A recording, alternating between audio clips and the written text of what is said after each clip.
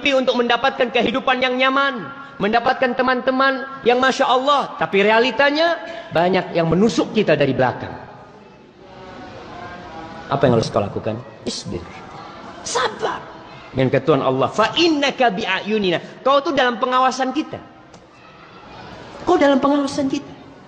Artinya jamaah, ketika kau bersabar dan kau yakin Allah melihatmu, kau akan semakin kuat. Iya ya, Allah tuh ngelihat aku. Nggak perlu kau cerita sama fulan, aku sabar menghadapi fulan. Nggak perlu. Lalu Allah katakan wasabbih bihamdi rabbika, disuruh lagi bertasbih.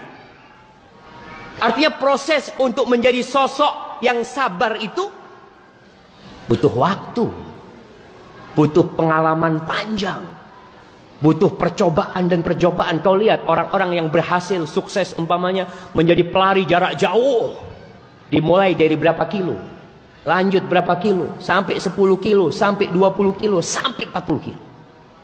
Dia bisa berlari. Yang lain ngos-ngosan, dia biasa jemaah. Karena terbiasa. Dan Allah perintahkan kepada nabinya lagi, wasabbih bihamdih. Kau bertasbih dengan memuji Allah.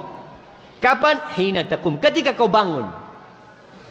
Ketika bangun tidur, kau bertasbih lagi. Wa minal lail, malam hari kau bertasbih lagi. Ketika bintang-bintang telah pergi, kau bertasbih lagi.